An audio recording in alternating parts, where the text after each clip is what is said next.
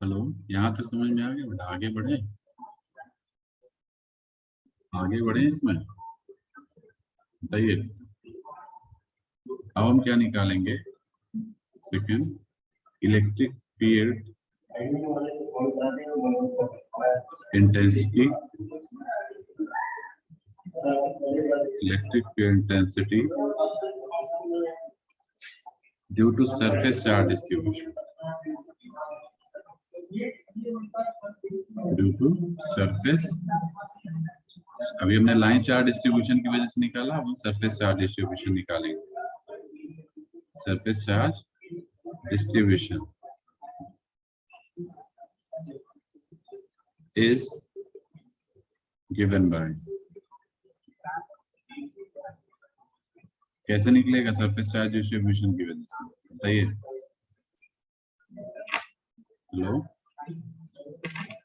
कैसे निकलेगा? देखिए, फिर से हम वही फॉर्मूला यूज करेंगे। ई का वैल्यू क्या होता है? F by F, F by Q होता है। E is your F by Q, ठीक है। एफ आपको पता है, F is what 1/4 pi epsilon naught Q into Q by R square. अगर मान लेते हैं सेम चार्ज हमारे, क्यू बाई आर स्क्वायर, ठीक है। और नीचे एक क्यू आपका ऑलरेडी आ रहा है, एक क्यू ये भी तो है, ये वाला क्यू इंटू क्यू, क्यू से क्यू कैंसिल हो गया, ये आपको मिल गया 1/4 pi epsilon naught Q by R square, ठीक है। ये हमारा ई की वैल्यू, ये क्या है? ई की वैल्यू, ठीक है। Are you getting? और चूंकि एक चीज और ध्यान रखिएगा, वेक्टर फॉर्म में लिख रहे हैं तो यहाँ पे ए आर कैप भी रहेगा। वेक्टर लिख रहे हैं ना वेक्टर फॉर्म में, तो यूनिट डायरेक्शन भी दिखानी पड़ेगी, यूनिट वेक्टर। ए आर कैप भी साथ में रहेगा डॉट के साथ, ठीक है। तो ए आर कैप, अब हमको क्या करना है, यहाँ पे क्यू की वैल्यू जो रखना है सरफेस चार्ज डिस्ट्रीब्यूशन के लिए रखना है, क्योंकि हमने पीछे देखा था कि सरफेस चार्ज डिस्ट्रीब्यूशन के लिए क्यू की वैल्यू क्या थी? Put Q for surface charge distribution. क्या था बेटा क्यू, बताइए। सरफेस चार्ज डिस्ट्रीब्यूशन के केस क्यू की वैल्यू थी double integration rho S DS, यही तो था।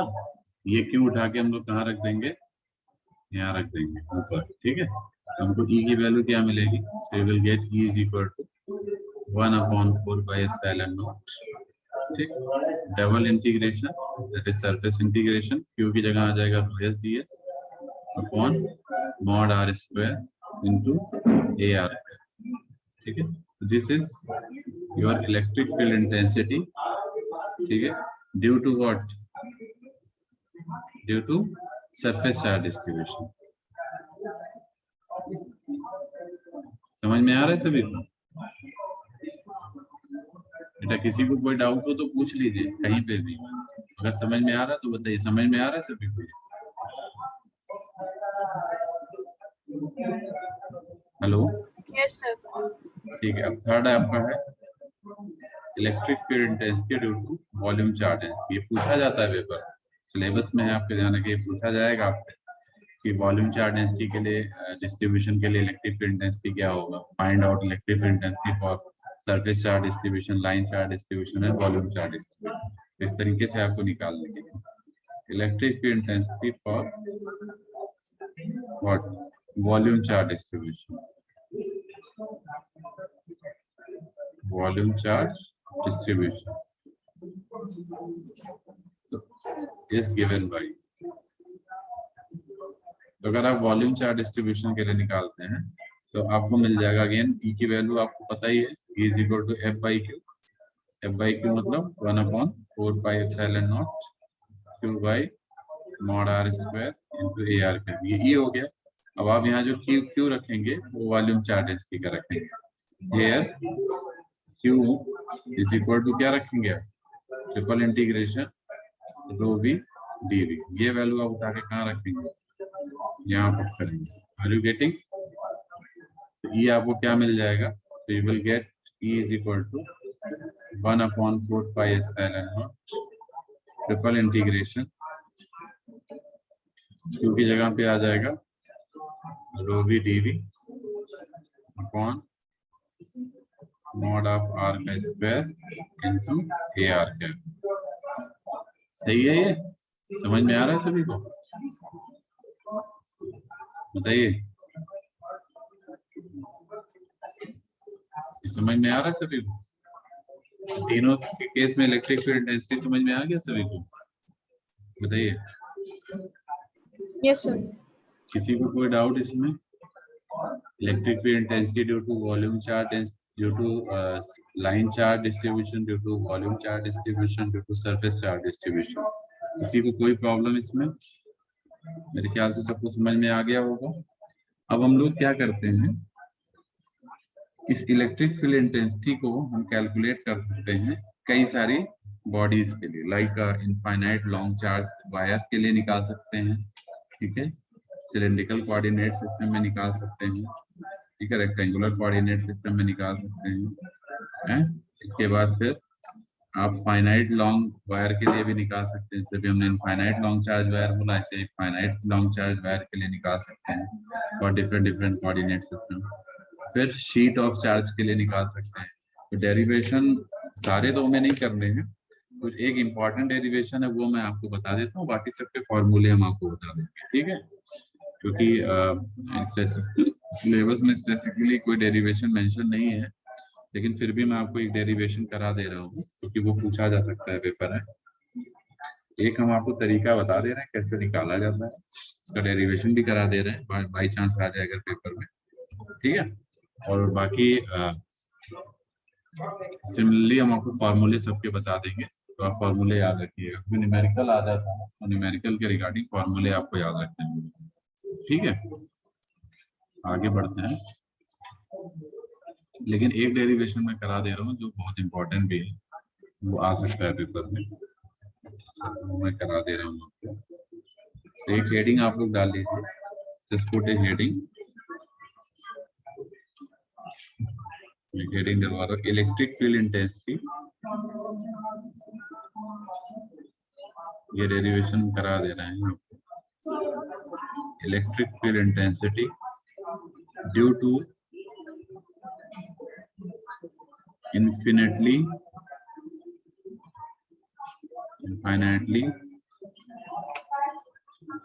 long charged wire, long charged wire, ठीक है, infinitely long charged wire, ठीक है, ब्रैकेट में ए लाइन चार्ज, क्लियर?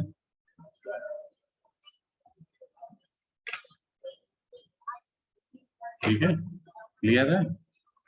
हेडिंग डाल लीजिए electric field intensity due to infinitely long charge wire, ठीक है। तो इसको हम पहले कैलकुलेट करेंगे, किसके लिए? कार्टेशियन कोऑर्डिनेट सिस्टम के लिए। कार्टेशियन का ही डेरिवेशन में करा देता हूँ क्योंकि बाकी सिलेंड्रिकल और उसमें हम डेरिवेशन नहीं कराएंगे, आपको फॉर्मूले बता देंगे। तो कार्टेशियन कोऑर्डिनेट सिस्टम, ये भी थोड़ा बड़ा ही है लेकिन फिर भी मैं करा दे रहा हूँ, ठीक है। अगर ये आ जाता है पेपर में तो आप इस कार्टेशियन, इसका वैसे अगर ये आएगा तो ये नहीं पूछेगा आपको कार्टेशियन के लिए निकालना है सिलेंड्रिकल के लिए निकालना है, ऐसा नहीं पूछेगा, सिर्फ ये पूछेगा find out the electric field intensity due to infinitely long charge wire, clear, या कैलकुलेट। तो आप किसी के लिए भी निकाल सकते हैं। तो सिंपल कार्टेशियन कोऑर्डिनेट थोड़ा से लिटिल बिट थोड़ा सिंपल पड़ेगा क्योंकि XYZ फॉर्म में रहता है, ठीक है, तो इसके लिए आप कर सकते हैं। सबसे पहले एक डायग्राम बना लेते हैं। We just take an infinite long line wire, ठीक है,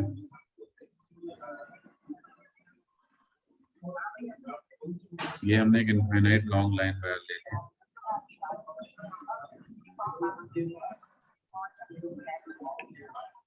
हेलो, तो माइक सभी लोग अपना म्यूट कर लीजिए, माइक नहीं ऑन होना चाहिए किसी को जब तक मैं बोलूंगा नहीं, ठीक है। देखिए एक इनफाइनाइट लॉन्ग वायर ले लिया आपने, ठीक है। इस पे मान लीजिए जो चार्ज हमारा डिस्ट्रीब्यूटेड है वो पॉजिटिव चार्ज, नेगेटिव भी ले सकते हैं, कोई भी चार्ज ले सकते हैं। इस पे हमारे over the surface positive charge हमारा डिस्ट्रीब्यूटेड। ये इनफाइनाइट लेंथ का वायर है, इसकी लेंथ इनफाइनाइट है, this is of infinite length, clear, ठीक है।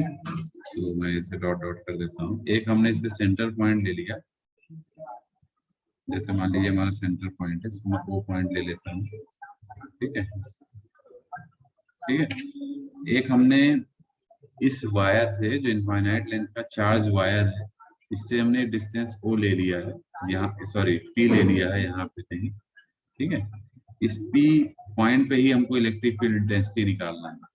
Due to this infinite long length wire having charge plus Q, ठीक है, we need to calculate electric field intensity at point P that is placed at a distance small r, that is placed at a distance small r with this charge wire, ठीक है, long length charge wire। इस P point पे हम निकालेंगे electric field intensity, ठीक है।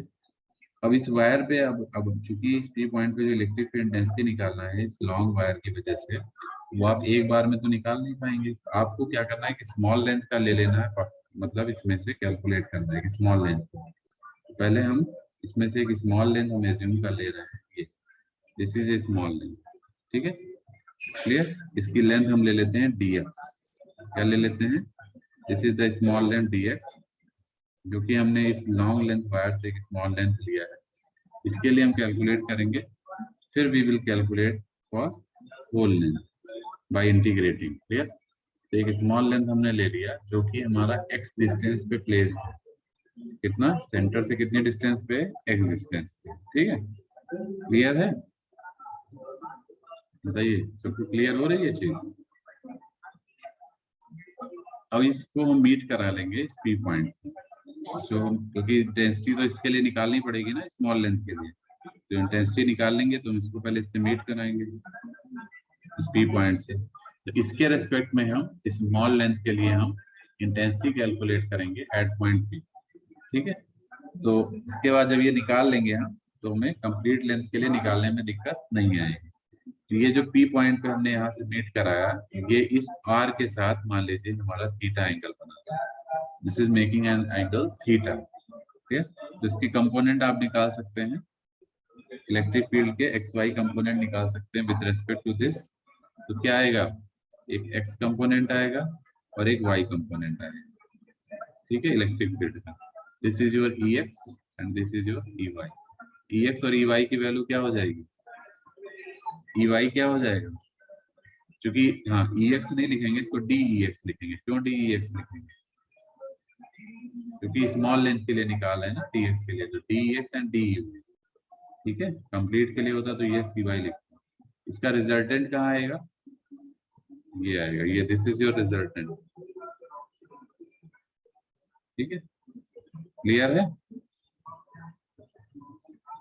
ये समझ में आ रहा है सभी को, बताइए, hello,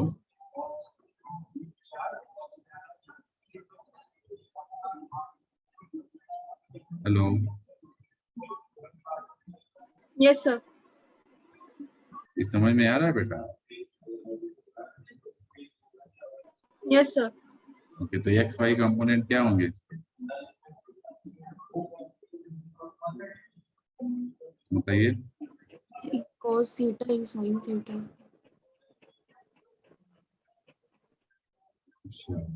anyone else,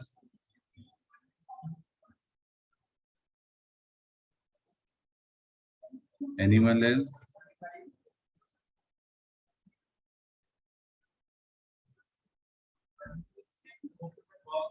anyone else, कोई और बताएगा, डी ई एक्स की वैल्यू क्या हो जाएगी और डी ई वाई की वैल्यू क्या होगी, ये आपका देखिए डी ई वाई है, this is your D E Y and this is your D E, जो रिजल्टेंट है वो डी ई, ठीक है, क्या हो जाएगा,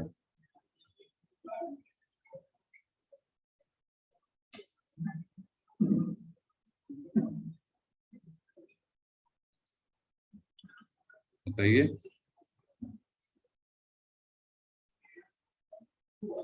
हेलो,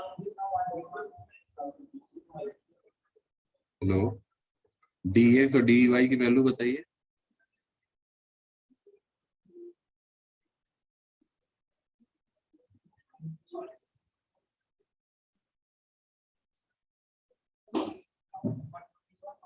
हेलो,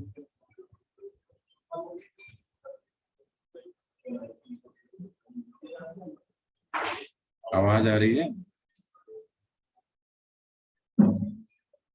चलिए ठीक है, ये देखिए ये cos थीटा कंपोनेंट होगा क्योंकि थीटा एंगल बना रहा है। ये देखिए यहाँ पे ये भी थीटा हो जाएगा, ये थीटा, ठीक है, बताइए। Yes, sir.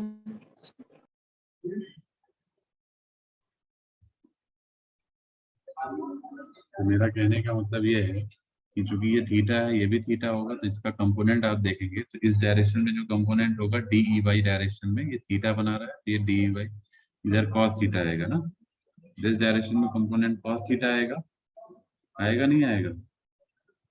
तो ये डी का जो वाई डायरेक्शन कंपोनेंट होगा, इस डी ई वाई जो होगा क्या होगा, डी कॉस थीटा होगा, तो जो एक्स डायरेक्शन में कंपोनेंट होगा वो डी साइन थीटा होगा नहीं होगा? होगा होगा। ये थीटा एंगल तो समझ में आ रहा होगा ना कैसे हुआ है। दो पैरेलल लाइन है, ये लाइन अगर कट करती है तो आपको पता होगा कि कौन कौन से एंगल बराबर होते हैं। अपोजिट एंगल बराबर होंगे, कहने का मतलब ये एंगल थीटा है तो ये भी एंगल थीटा होगा, ठीक। तो अब इसका डेरिवेशन अगले लेक्चर में हम लोग करेंगे, मेरी नेक्स्ट क्लास भी है, मैं अटेंडेंस ले लेता हूँ आप लोग की फटाफट, so I have next class parallel to this, ठीक है। तो इसके आगे हम लोग नेक्स्ट लेक्चर से डिस्कस करेंगे, ठीक है बेटा। आप लोग अपना जरा वीडियो ऑन कर लीजिए, मैं फटाफट अटेंडेंस ले लेता हूँ विद इन 1 मिनट।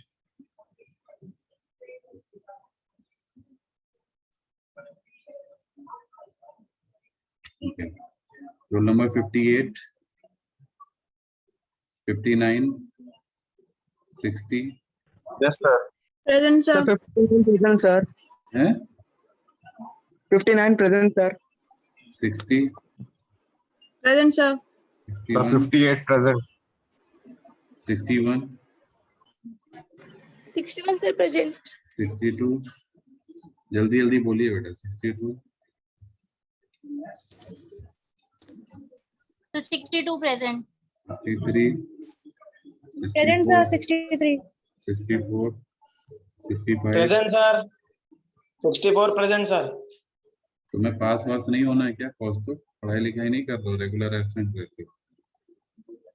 नहीं सर, थोड़ा Regular मम्मी की absent। सर तबीयत खराब है, घर में प्रॉब्लम है थोड़ी, रेगुलर इसी क्लास वजह से करो, क्लास नहीं। बहुत क्लास कम कर रहे हो। 65,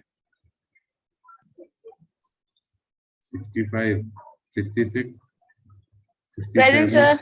67, 68, Present sir. 69, 70, 69 present sir. So 69 present. 68 present, sir. 72, Present sir. 73, 74, 74 present sir. 75, 77, Present, sir. 78, 78 present sir. 79, Present sir. 80, Present sir. 81, Present sir. 82, Yes sir. 83, Yes sir. 84, Yes, sir. 85, Present sir. 86, Present, sir. 87, Praful Singhal, 88, Present, sir. 88, 88 है, 89, 90, Present sir. Yes, sir. 90 90 present. 91, 92, 93, Present, sir. Sir, 93 92 present. present. 93, Yes, sir. Present, sir. 94, 95, Present, sir. 94. 96, 99, So 96 present. 99 present. 100, 1, 2, 101, 102 है roll number 100 नहीं है 104, Present, sir. 105, Present, sir. 106, Present, sir. 7, 8, 9, Present, sir. 10, Present, sir. 11, 13, Present, sir. 14, Present, sir. 15, 16, Present, sir. कौन है बेटा 16, 17,